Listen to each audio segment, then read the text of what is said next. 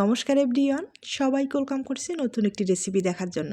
আশা করি আপনারা সবাই ভালো আছেন। আজকে ছোলার ডাল দিয়ে একটা দুর্দান্ত স্বাদের পিঠা রেসিপি নিয়ে আসলাম।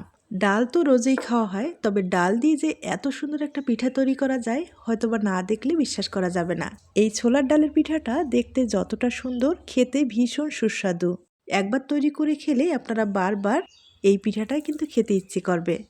আর এই পিঠাটা তৈরি করতে গেলে কোনো রকম ঝামেলা করতে হবে না, সহজ পদ্ধতিতে তৈরি করা যাবে। তাছাড়া পিঠাটা তৈরি করার পরে সংরক্ষণ করেও খাওয়া যাবে।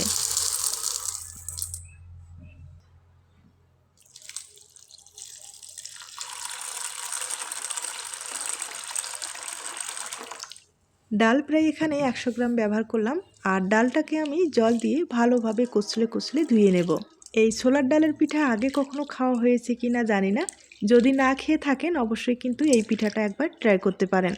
আর ছোলার ডালের পিঠা যে এতটা ভালো হয় আমি কিন্তু আগে জানি না, অবশ্যই বাড়িতে ট্রাই করে দেখতে পারেন। আর ডালটাকে আমি এখন ভালোভাবে সিদ্ধ করে নেব, তার জন্য একটা প্রেসার কুকার নিলাম। আমি প্রেসার কুকারে ডালটা ভালোভাবে সিদ্ধ করে নেব। তবে আপনারা চাইলে ডালটা ধোয়ার পরে কিছুক্ষণ ভিজিয়ে রাখতে পারেন, তাহলে কিন্তু খুব তাড়াতাড়ি সিদ্ধ হয়ে যায়।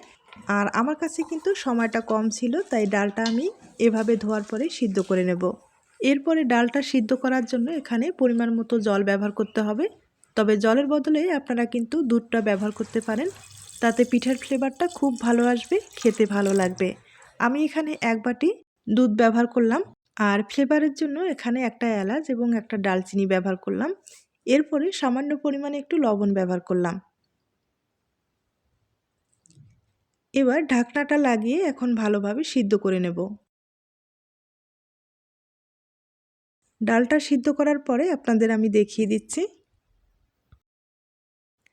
ডালটা আমি সিদ্ধ করে নিলাম, তবে কীরকম সিদ্ধ হয়েছে একবার দেখিয়ে দিচ্ছি। ডালটা কিন্তু অনেক সিদ্ধ হয়ে গেছে, দেখতেই পারছেন। এখন এই ডালটা ব্লেন্ডারে খুব ভালোভাবে একটা পেস্ট তৈরি করে নেব। তবে আপনারা চাইলে ডাল ঘুটুনি দিয়েও খুব ভালোভাবে পেস্টটা তৈরি করে নিতে পারেন। আর পেস্টটা আমি তৈরি করে নিলাম, তবে পেস্টটা কিন্তু ভালোভাবে তৈরি করে নিতে হবে, কোনো রকম যেন দানা না থাকে সেভাবে পেস্টটা তৈরি করে নিতে হবে। এখন যেটা করতে হবে, কড়াইয়ে আমি এখানে 1 চামচ ঘি ব্যবহার করলাম। ঘির পরিমাণটা আর একটু বেশি দিলেও সমস্যা নেই, তাতে পিঠার ফ্লেভারটা খুব ভালো আসবে।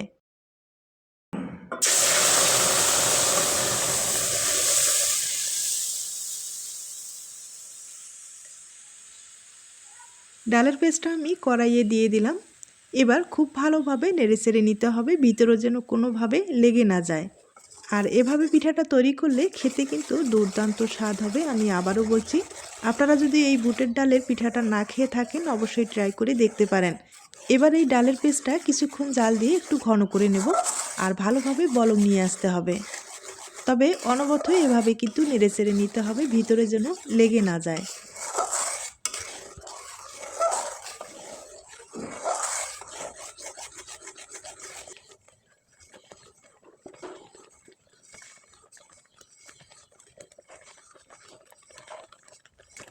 ডালের পিসটা কিছুক্ষণ এভাবে জাল দিয়ে একটু ঘন করে নিলাম। এখন এখানে 100 গ্রাম আমি চালের গুঁড়ো ব্যবহার করব। আর চালের গুঁড়ো যদি হাতের কাছে না থাকে সেক্ষেত্রে কিন্তু আটা অথবা ময়দা ব্যবহার করতে পারেন। তবে চালের গুঁড়ো ব্যবহার করলে ভালো একটা রেজাল্ট আসবে, পিঠাগুলো মুসমুসে হবে, খেতে ভালো লাগবে।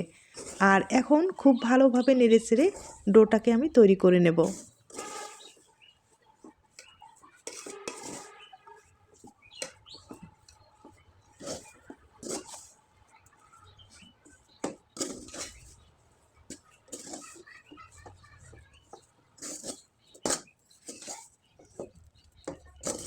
ডোটা আমি খুব ভালোভাবে তৈরি করে নিলাম।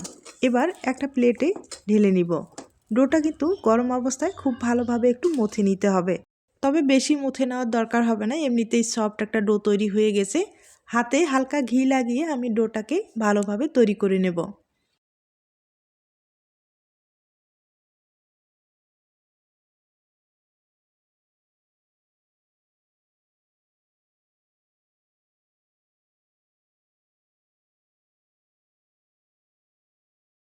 ডোটা আমি খুব ভালোভাবে তৈরি করে নিলাম, একবারে সফট একটা ডো তৈরি করে নিলাম। দেখতেই পারছেন কতটা সুন্দর হয়েছে। এখন এই ডোটাকে একটু ঢেকে রাখতে হবে, নাহলে ঠান্ডা হওয়ার পরে একটু শক্ত হয়ে যাবে। এখন আমি পিঠার জন্য পুরটা তৈরি করে দেখিয়ে দিচ্ছি।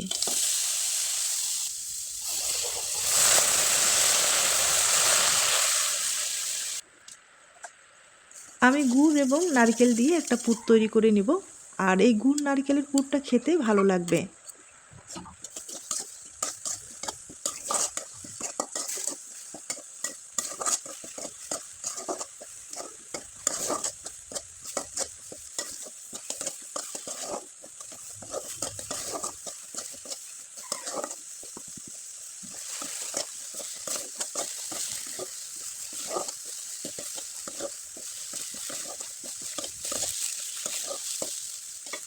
নারকেলের পুরটা আমি ভালোভাবে তৈরি করে নিলাম।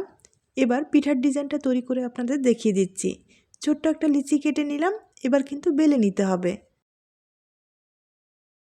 আর পাতলা করে একটু বেলে নিতে হবে, মোটা করে বেলে নিলে পিঠাটা খেতে অতটা ভালো লাগবে না বা ডিজাইনটাও কিন্তু ভালো আসবে না। এখন মাঝখানে আমি পুর ব্যবহার করব। পুরটা কিন্তু একটু হাতে চওড়া করে নিতে হবে, লম্বালম্বি করে চওড়া করে নিলাম। এবার পিঠাটাকে মাঝখানে এভাবে ভাঁজ করে নিতে হবে, আর আঙুলের সাহায্যে ভালোভাবে কিন্তু বসাতে হবে। এখন একটা প্লাস্টিকের ঢাকনা দিয়ে আমি পাতা শেপের যে শেপটা সেটা কেটে নিব। আপনারা কিন্তু ছুরি দিয়েও কেটে নিতে পারেন, কোনো সমস্যা নেই। আর এখন দুপাশেই কিন্তু ভালোভাবে এভাবে কেটে নিতে হবে, তাহলে পাতা শেপের একটা শেপ চলে আসবে। এবার হাত দিয়ে ভালোভাবে শেপটা কিন্তু তৈরি করে নিতে হবে, আর হালকা হাতে এভাবে চাপ দিয়ে বসাতে হবে। আঁকাবাঁকা যে অংশগুলো আবারও কিন্তু আমি ভালোভাবে কেটে নিব।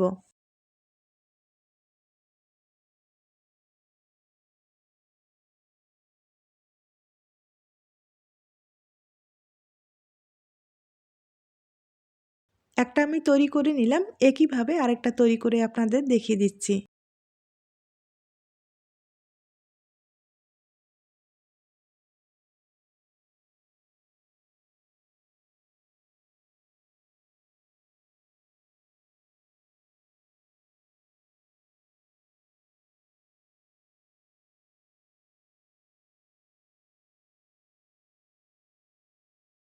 আমি দুইটা পিঠা তৈরি করে নিলাম, এবার ডিজাইনটা তৈরি করে আপনাদের দেখিয়ে দিচ্ছি। আর ডিজাইনটা তৈরি করার ক্ষেত্রে এখানে কিন্তু শন ব্যবহার করতে হবে, শনের সাহায্যে এই ডিজাইনগুলো তৈরি করা যাবে। একবারে সহজ কিন্তু, তবে দেখতে অসাধারণ হয়। আপনারা চাইলে কম সময়ে ঝামেলা ছাড়া এই ডিজাইনগুলো তৈরি করে নিতে পারেন। শুধু শনটা দিয়ে একটু করে ডো তুলে তুলে দিলেই এভাবে কিন্তু একটা ডিজাইন তৈরি হয়ে যাবে।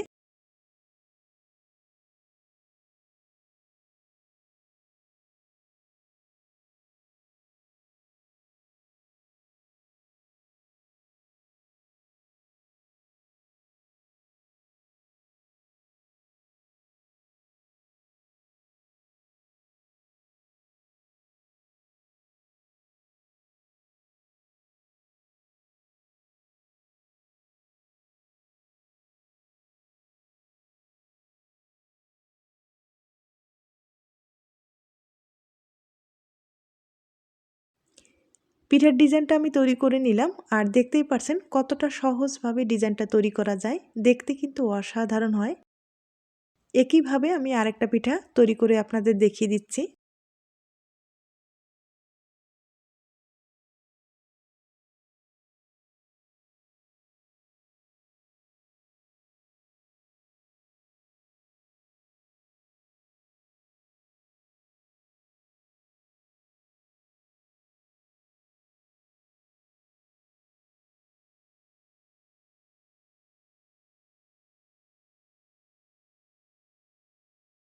একইভাবে আমি কিন্তু অনেকগুলো পিঠা তৈরি করে নিলাম, একবার আপনাদের দেখিয়ে দিচ্ছি। দেখতেই পারছেন আমি কিন্তু অনেকগুলো পিঠাই তৈরি করে নিলাম। এখান থেকেই কিছুটা পিঠা আমি এখন আপনাদের ভেজে দেখিয়ে দেব, আর বাকিটা কিন্তু ফ্রিজে সংরক্ষণ করে রেখে দিব। এগুলো কিন্তু আপনারা ফ্রিজে প্রায় মাসখানেক সংরক্ষণ করতে পারবেন, কোনো রকম সমস্যা হবে না। আর যখন খেতে ইচ্ছে করবে তখন শুধু এভাবে তেলে ভেজে আপনারা খেতে পারেন। আর এই পিঠাটা কিন্তু ভাপিয়েও খেতে পারেন, কোনো সমস্যা নেই, ভাপিয়ে খেতেও ভালো লাগবে। আর যদি আপনারা মুচমুচে খেতে চান সেক্ষেত্রে কিন্তু তেলে ভেজে খেতে পারেন। আর এখন আমি পিঠাটাকে উল্টে পাল্টে একবারে মুচমুচে করে ভেজে নিব।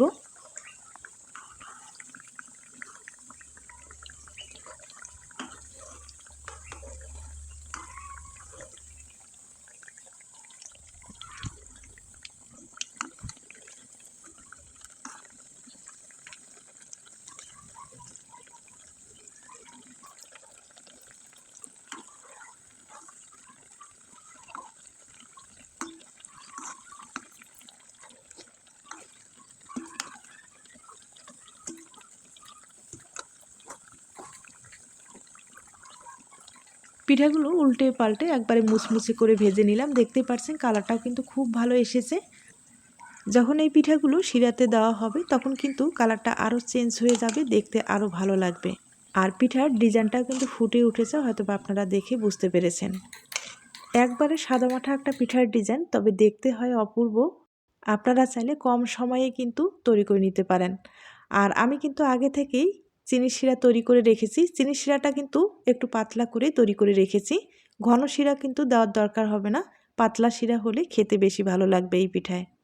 আপনারা চাইলে কিন্তু গুড়ের শিরাটা ব্যবহার করতে পারেন, আর আমি চিনির শিরা এখানে ব্যবহার করব।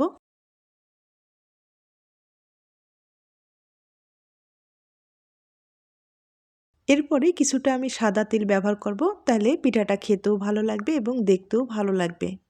এখন আপনাদের আমি একটা ভেঙে দেখিয়ে দেব। তার আগে ছোট্ট একটা রিকোয়েস্ট থাকবে, পিঠার এই রেসিপিটি আপনাদের কাছে যদি ভালো লেগে থাকে বা আপনার কোনো উপকারে আসতে পারে তাহলে কিন্তু একটা লাইক দিতে পারেন। এখন আমি একটা পিঠা ভেঙে আপনাদের দেখিয়ে দিচ্ছি। এই পিঠাগুলো যেমনই রসালো তেমনই কিন্তু মুচমুচে, খেতে লাগবে দুর্দান্ত। তাই বলছি অবশ্যই একবার হলেও এই পদ্ধতিতে তৈরি করে দেখুন, খেতে কিন্তু খুব ভালো লাগবে। আজ তাহলে এখানেই শেষ করলাম, নতুন কোনো রেসিপির সাথে আবার দেখা হবে। নতুন রেসিপির জন্য সবাইকে আমন্ত্রণ রইল। সবাই ভালো থাকবেন, সুস্থ থাকবেন এবং নিরাপদে থাকবেন।